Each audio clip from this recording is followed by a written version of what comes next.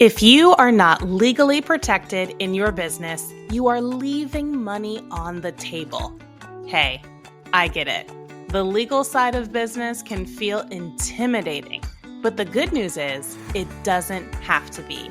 If you want to build your business on a strong foundation, and if you want to know that your rights are protected when the unexpected happens with a client or a customer, then it's time to get legally protected. This means no more using free contracts that you downloaded off of the internet. This means partnering with a law firm that actually believes in your vision and can help you achieve it. This means legally protecting your brand so that no one can steal your good ideas. There are a lot of ways to grow and scale, but if you want to grow a strong business, it's time to get legally protected. If you're listening and resonating with this, then my signature service, the Legal Upgrade, just might be perfect for you. The Legal Upgrade is a straightforward, structured process to give your business the legal protection that it needs to thrive. Click the link in the show notes and schedule a call with me today.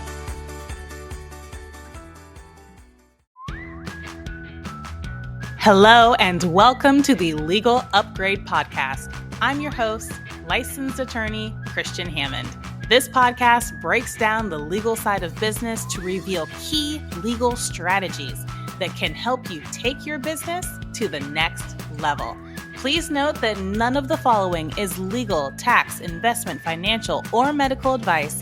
Without further ado, let's get into the show.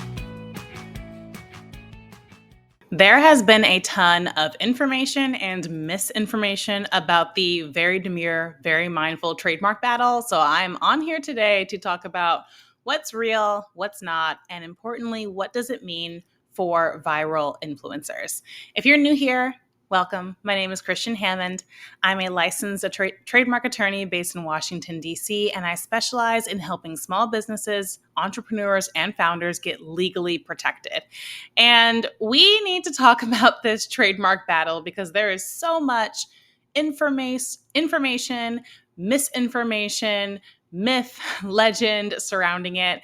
And it's so important to talk about it and what it means for all influencers, regardless of what platform you might be on. And so if you have been living under a rock or if you just don't have social media, to quickly catch you up on what's been happening, there is a creator on TikTok. Her name is Jools Lebron. And at the beginning of this month, she went crazy viral because of a series of videos in which she's using catchphrases such as very demure, very mindful, very cutesy. And these videos have completely blown up. They've been everywhere and worldwide, really. And she currently has over 2 million followers on TikTok. And that's just on TikTok. That's not even counting her other platforms. So this has been a huge trend over the past month. But what has also come out in the news is that other people have been trademarking or at least applying to trademark her catchphrases. This has been all over the news. And the big questions are, is she too late? Have these other people managed to steal her trademark? And what does this mean? So first, I think we have to talk about what's been going on so far because a lot has been going on. And this is a developing news story. So I fully expect that if you're listening to this a week from now, things will have already changed. But I have created a timeline of what has happened so far. So at the beginning of August, these videos go viral. On August 20th, someone applies for the trademark Very Demure, Very Mindful. 3 days later, someone else applies for the trademark Demure. And the day after that, someone applies for Very Demure. Very Demure, Very Cutesy. And then 3 days after that, someone applies for Always Demure and Very Mindful. So In a 7-day time period, we have 4 trademark applications, all relating to Demure. And these are just the ones that we can see, because there can often be a 4-day, sometimes even a week-long delay between when someone applies for a trademark and when it actually appears in the trademark database. So these are only the ones we can see, and it's been 4 applications in only 7 days. So that's a lot of activity, and the questions people are asking is Jools Lebron too late? Is it too late for her to get her trademark back? How would she go about getting her trademark back? And is it actually possible to steal someone else's trademark out from under them? So, to begin to answer these questions, first we need to talk about what actually qualifies as a trademark. A trademark is a 3 things. It's a source indicator for someone who's providing goods and services, and those goods and services have to be provided in commerce, in a type of commerce that Congress can regulate. Typically, that's going to be either interstate commerce or commerce between the US and a foreign country. So, those 3 things: a source indicator for someone providing goods and services in a type of commerce that Congress can regulate. What does that mean? It means that you can't just trademark a catchphrase that you like to use. You can't just say, I like to say Taco Tuesday, so I'm going to trademark Taco Tuesday. You have to be using the trademark to provide goods and services. And in most cases, what that basically means is you need to have customers or clients who are outside of your home state. So, the first question is, do viral creators, do viral influencers, do they have trademarks? Do they actually have trademarks in the catchphrases that they might be using? And the answer is maybe if they can show that they are associated as the source for some kind of good or service. And so the question is, okay, is Jools Lebron offering some kind of a good or service? And I would say she is. There are options, for example, to say that you're offering a series of videos on the internet. That's class 41 in the trademark system. She has also had several different brand partnerships and sponsors. So that is also a service that could be characterized as advertising services or maybe other types of services. So no, you cannot just trademark a catchphrase. So just the fact that you've gone viral or the fact that you went viral using a catchphrase, that's not enough to have a trademark. But if that trademark is being used in a way that identifies a source, and that source is providing a good or a service, and people are receiving that good or service from outside of your home state, then that constitutes a trademark. And so, does she have a trademark? Does she have a fight here? Yes, it would seem that she does. So then the second question is, can somebody steal your trademark out from under you? And this is where we need to talk about the difference between copyrights, trademarks, and patents. And because each one functions differently when we think about, okay, can someone steal it from us? So when it comes to copyright, for example, copyright is pretty objective. Either you wrote the book or you didn't. And so even if somebody else tried to register the copyright in, say, a book that you wrote, there would be ways to prove that that registration was incorrect because you actually wrote the book. Now, different from copyright is patents and trademarks, where it is much more possible for someone to steal, say, that intellectual property from you. Patents are about who got there first. It is relevant who actually filed the patent first. So it actually is possible in the world of patents that you would create an invention and somebody else would file the patent first. Now, when it comes to trademarks, it's almost kind of like the middle ground between those two things. On the one hand, the moment when a trademark legally exists is when those 3 things I just mentioned happened.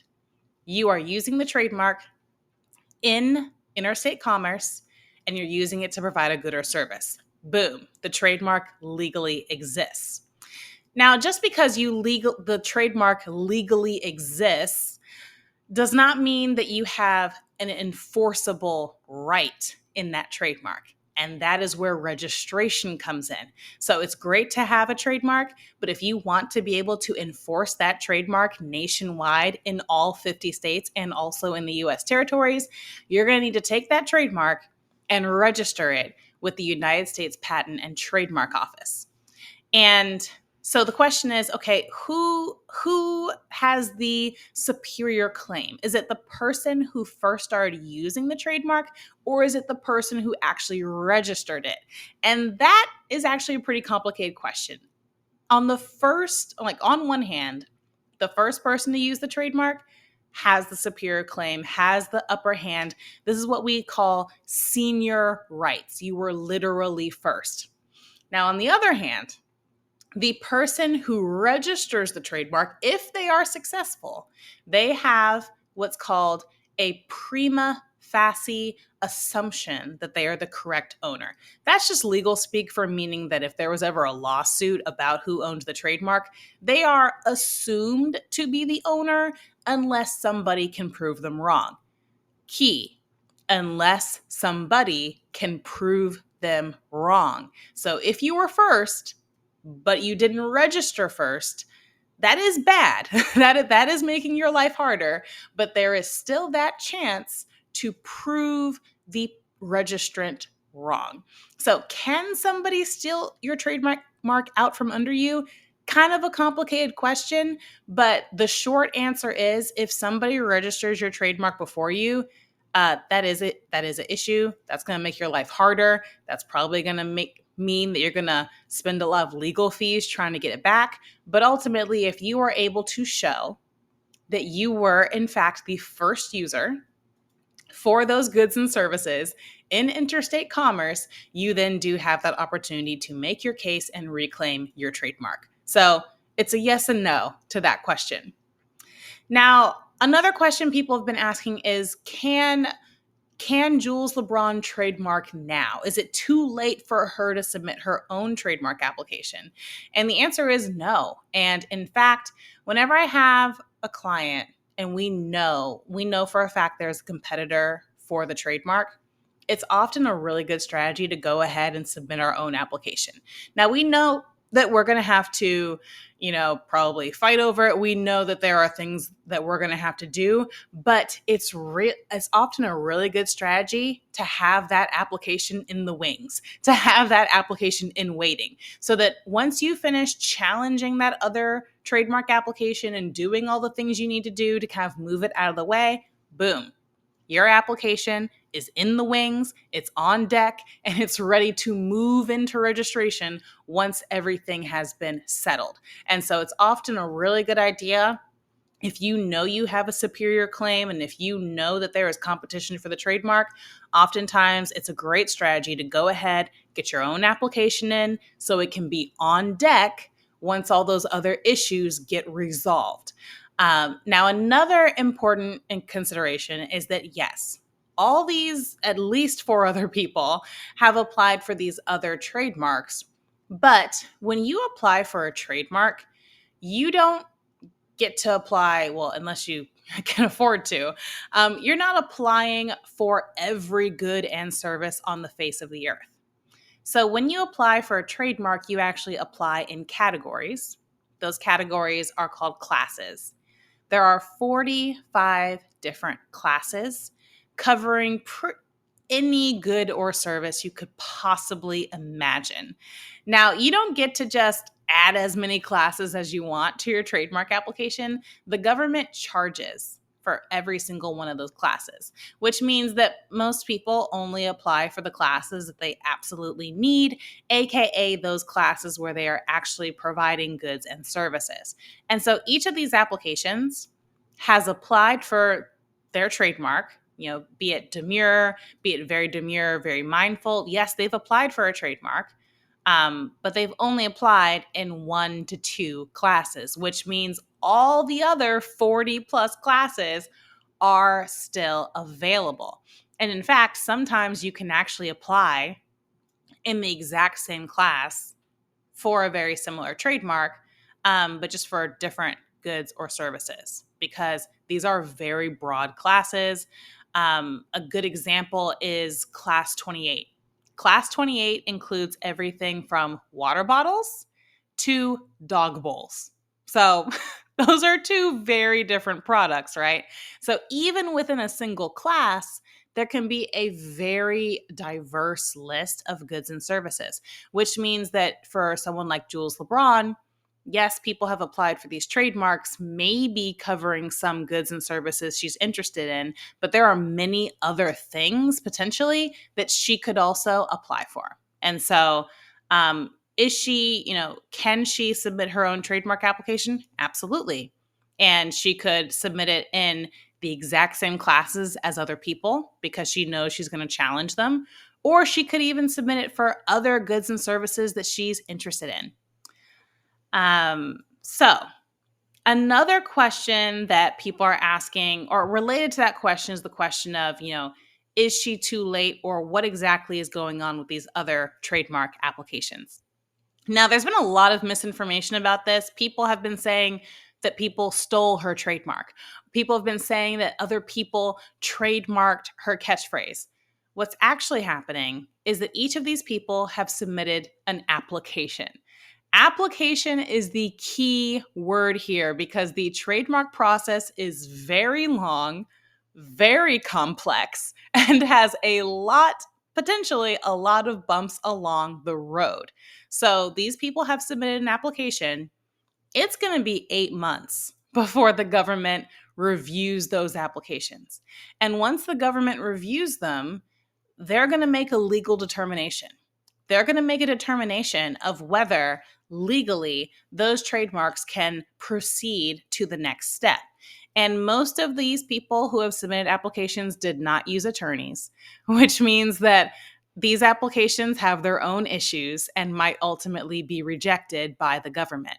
And now, even if they can get past the government stage, the next phase of the trademark process is called publication.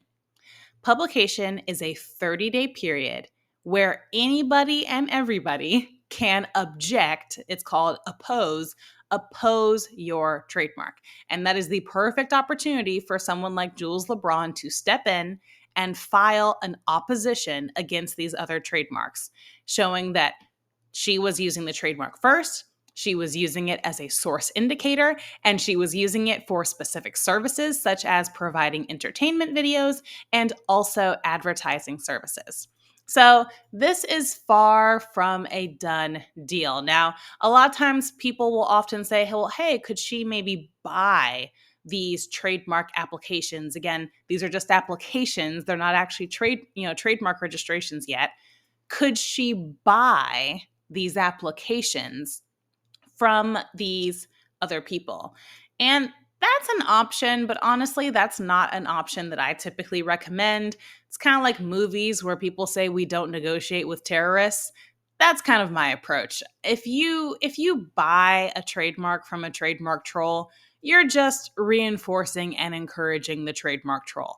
And if you have a senior claim, if you have a legitimate legal basis to claim that you are actually the more senior trademark owner, then why pay a troll, which is only going to reinforce and encourage more trolls? That's just my perspective. So is she too late? No. She has plenty of options for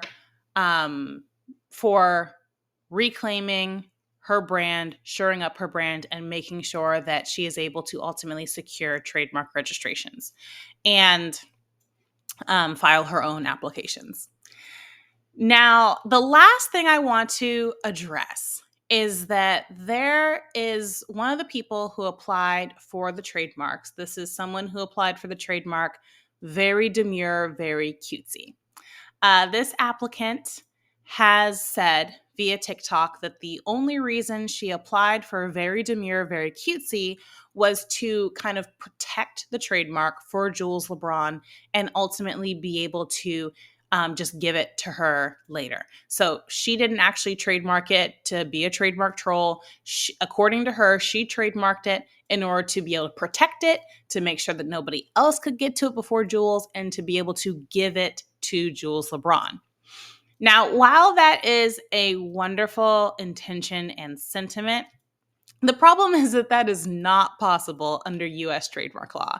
So, something I really want to make sure everyone understands is under US trademark law, there is no such thing as trademarking something for somebody else. There is no such thing as filing an application in order to protect a trademark for somebody else. And here's why. Under US trademark law, in order to even file an application, two things have to be true. One, you have to be the legitimate trademark owner. And two, if you are filing what's called a 1B application, a 1B application means I'm not actually offering these goods and services yet, but I plan to. That's what a 1B is. It's basically a trademark reservation. It's like when you call a restaurant to make a reservation. Hey, I'm not ready to eat dinner yet, but at 8 o'clock next Tuesday, I'm going to be ready to eat dinner. A 1B trademark application is basically a trademark dinner reservation.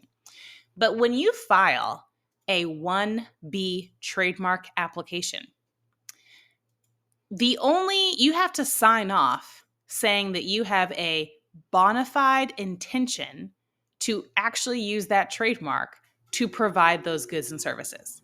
And if those two things are not true, if you are not the trademark owner, or if you don't actually have an intention to offer those goods and services, then the trademark application is automatically void, which means that while it's a really nice idea to try to get a trademark for somebody else, that trademark application is actually completely worthless, because the moment it was submitted by someone who was not the owner and did not actually intend to offer those goods and services, it was void. It was void from the very beginning and is therefore basically worthless, which again means that for anybody who might want to secure their trademark, they have to do it themselves. They have to do it firsthand. There is no such thing as secondhand trademarking in the United States and under US law. Okay, that was a lot of information, and knowing me, I was probably talking way too fast. But if anyone who's here has questions, feel free to drop them in the chat. I'm happy to answer them. But I really want to also talk about what this means for other influencers. What does this mean for you as an influencer if one of your videos, and especially if one of your catchphrases, goes viral? Well, if you are an influencer and you go viral to the tune of you used to have however many tens of thousands of followers, and now you have over 1 million followers in the span of a week or 2 weeks or a month, if you have gone viral to that extent, it's probably time to call a lawyer. It's probably time to reach out, call a lawyer, and figure out what you need to do. Now, going viral is not a picnic. If you've ever gone viral, then you know this. There is a lot coming at you when you go viral. You're trying to juggle a lot of different things. You're trying to be faithful probably to your fans and respond to their comments. People might be blowing up your phone with brand deals and brand partnerships, and you're trying to decide which ones you want to do and which ones you don't. Every time you go viral, there's always going to be negative people and haters, and you're dealing with that emotionally. And so going viral is not a picnic. Going viral is not easy. And probably the last thing you want to have to do when you've gone viral is try to figure out, okay, how am I going to go get a lawyer? How am I going to go get a CPA? It's probably the last thing on your mind. So if you can, a good idea is to plan ahead. Plan ahead for success. Now, when things are calm, now, when things are not too crazy, you can start thinking about, who am I going to want to work with? Who am I going to want on my team as my business as an influencer continues to grow? Do it in the calm so that you don't have to do it when things are on fire. Figure out who you work well with now. Figure out how much it costs now. Figure out what it would take to get started now. And you don't have to make any promises or commit to anything before you're ready, but figure out what it would take now. Do it in the calm so you don't have to do it during the storm of unexpectedly going viral. And as I mentioned before, you can't just trademark a catchphrase that you like to say. It can't just be like, hey, I like tacos and I want to trademark Taco Tuesday. And so if you have had a catchphrase go viral, then, and this is something your lawyer will help you with, sit down with your lawyer and talk about, okay, what goods or services might you want to offer? Do you want to sell tote bags? Are you really into makeup? Do you want to have a fashion line? Do you want to have a line of journals? Do you want to have a blog, a podcast? Sit down, figure out what those things are that you're interested in offering under that brand. And then that becomes the basis for the trademark application. And again, any good trademark lawyer that you work with should be able to help you work through that and figure out what kind of goods, services, products you might want to offer. And then importantly, the faster you can get that trademark application filed, the better. Because like I said, there's and Natalie, I do see your question. I'm going to get to it right after this. Like I said, there is a trademark application option that allows you to reserve things in advance. So you don't have to be selling your cookware line right now to apply for the trademark. It's going to be 8 months before the government even looks at your application anyway. So if you're a year or a year and a half away from launching whatever it is, the blog, the podcast, the cookware line, the fashion brand, that's okay. You can submit the application now in advance, and then you have a really long time to be able to actually launch because it's going to be 8 months before the government looks at the application anyway. So for influencers who have gone viral, for influencers who are just working on growing their following, their audience, etc., these are the things they can do. But it's so important when that moment happens to find that attorney and to lock down the trademark, lock down the intellectual property. Do not end up in the situation where somebody else got there first. Because yes, as we've discussed, there are options that can be very fixable. There are ways to address it, but why have to go through that if you don't have to? All right, so I have a question here. What does an artist do if their designs get stolen overseas? What is the international law? That's an awesome question. Now, a design could fall under patent, trademark, or copyright, actually, depending on what kind of design it is. I'm not sure by the question which one we would be dealing with, but the long story short is that each country does have its own intellectual property system, and it has its own intellectual property office. So generally speaking, if you want to apply for a copyright or a trademark abroad, you can do that, and that's generally what you would have to do because each country has its own system. Now, there's some nuance in there because of social media. So there's a difference between what you would need to do to protect your intellectual property to be able to bring a lawsuit versus what you need to do to protect your intellectual property to say, just get another social media account shut down. Those are two different questions because many of the major platforms will accept a trademark registration number or a copyright registration number from any country. So that's the difference. What you need to do to bring a lawsuit is different from what you might need to do just to shut down someone else's social media account. So for example, if there was someone copying, say, your copyright and it was on Etsy, Etsy has a process to submit those kind of intellectual property complaints, or at least they did the last time I checked. So you might be able to get somebody else's, Amazon, Etsy, Instagram account either shut down or at least access to that specific content restricted, having only registered in your home country. But it does depend, Natalie, on what type of design is it, and are we talking copyright, trademark, or patents? But that is the quick answer to your question. Thanks so much for asking that.